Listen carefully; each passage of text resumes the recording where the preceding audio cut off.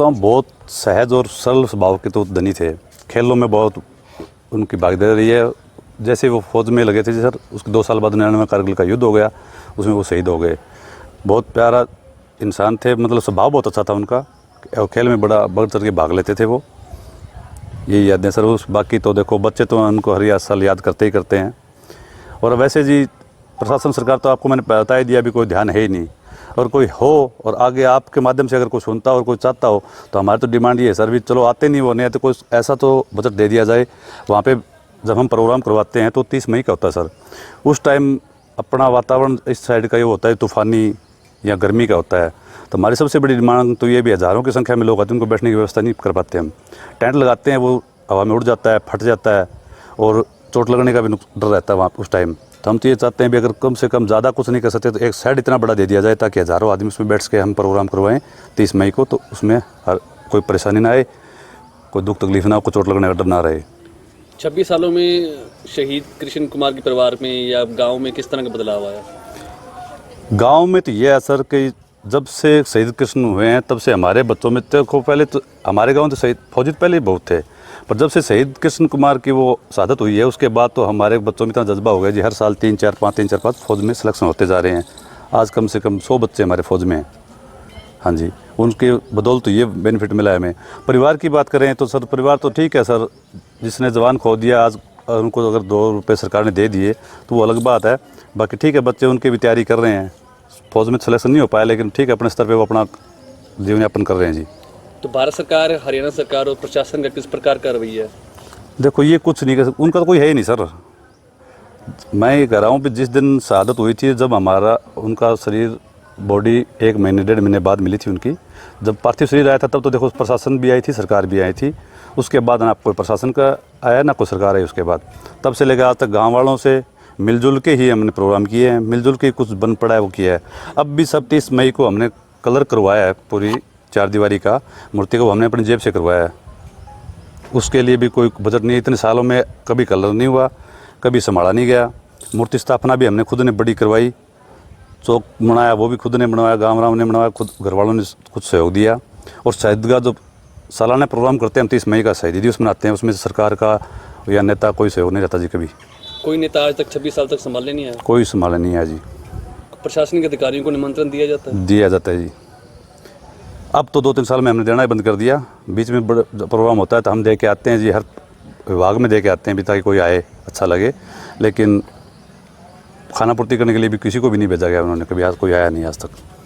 तो शहीद कृष्ण कुमार के शौर्य को देखते हुए गांव में किस प्रकार की सुख सुविधाएं दी गई हैं? उनके नाम पे तो प्रशासन और सरकार ने तो कोई सुविधा नहीं दी सर, गाँव में कुछ भी नहीं दिया। क्या डिमांड की गई थी? डिमांड तो उस टाइम तो यही था भी ठीक है, बच्चों के लिए बढ़िया स्टेडियम तैयार हो जाए ताकि बच्चे प्रैक्टिस करें। आज सड़कों पे बच्चे दौड़ लगाते हैं तो कितने दिक्कतें आती है। अब 1 साल पहले ट्रैक तैयार हुआ है सर, इतने सालों में वही हमारे गांव के नेताजी हैं उनसे डिमांड की गई, बच्चों ने वो ट्रैक तैयार हो गया। बाकी अभी तक खेलने के लिए कोई विशेष सुविधा नहीं है सर, आज भी बच्चे तैयारी कर सके ऐसा कुछ नहीं है। देखिए, कृष्ण कुमार तरकावाड़ी गांव का नौजवान था और सामान्य परिवार से था और कारगिल के अंदर बड़ी मतलब बहादुरी से ये लड़ा। और जो वहाँ से रिपोर्ट्स आई, बड़े मतलब कम से कम 20 को मतलब धरातल पे छोड़ के आया वो। और उनका पार्थिव शरीर भी काफ़ी दिनों बाद मतलब तलाश हुई थी और तरकावड़ी लाया गया था। तो मैं भी उसकी अंत्येष्टि में शामिल था। और चाचा जय सिंह जो थे, उनके पिताजी जो जय सिंह जी उनका नाम था, मैं उनको चाचा क्या करता था। तो वो मतलब बहुत सामान्य परिवार से होने की वजह से इतना वो उमड़ा हुआ था लोगों का जनसमूह। तो हमने IMA ने फिर कोशिश की कि उनका थोड़ा सा आर्थिक बोझ हल्का किया जाए। और बाद में उनकी मदद के लिए कृष्ण कुमार और उसके परिवार के लिए, चाहे बंसीलाल जी चीफ मिनिस्टर थे, तो उनके भाई को फौरी तौर पर इमीडिएटली नौकरी लगाया गया।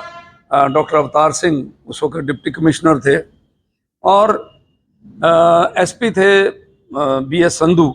उन्होंने भी अपनी तरफ से मतलब कलेक्शन करके 50,000 रुपये मैं और संधू साहब इनके परिवार को दे करके आए थे। तो मेरा कहने का भाव है कि गांव में एक बड़ा अलग तरह का माहौल हो गया था देश के प्रति और फौज के प्रति, और नौजवान लड़कों में ये हौसला आने लग गया था कि भाई जिस तरह से कृष्ण मतलब शहादत पा गया है तो हमने फौज में जाना है।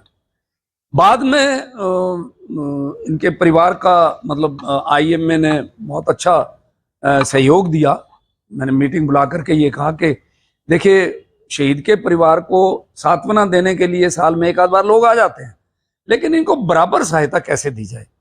तो हमारी आईएमए ने फैसला किया कि इनके माता और पिता दोनों की चिकित्सा का मतलब जो है ना समाधान हम करेंगे।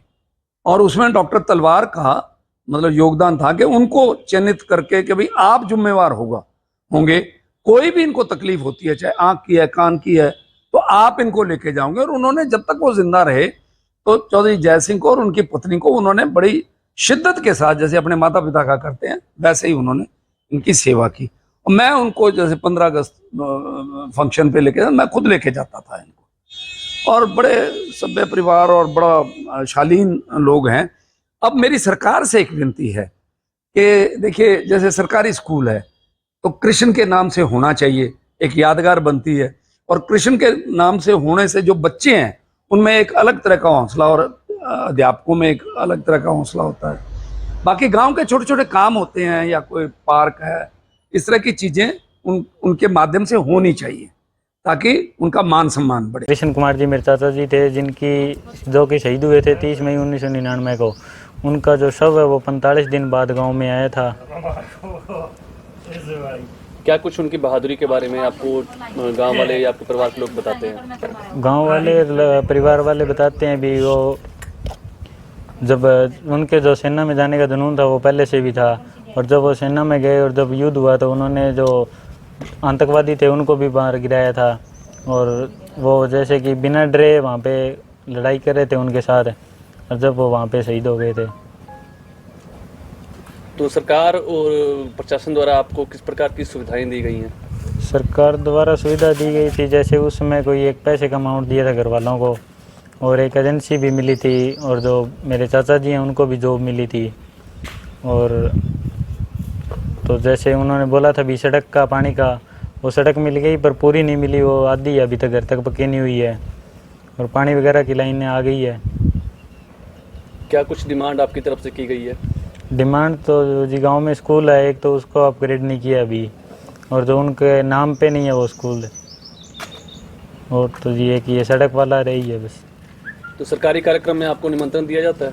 हाँ, बुलाया जाता है हर बार सरकारी, जैसे गांव में होता है गांव में ही बुलाते हैं, शिक्षा वगैरह कहीं पे भी होता है वहाँ पे बुलाते हैं। तो उनके शहीद के बाद, शहादत के बाद किस प्रकार का जुनून युवाओं में देखने को मिलता है?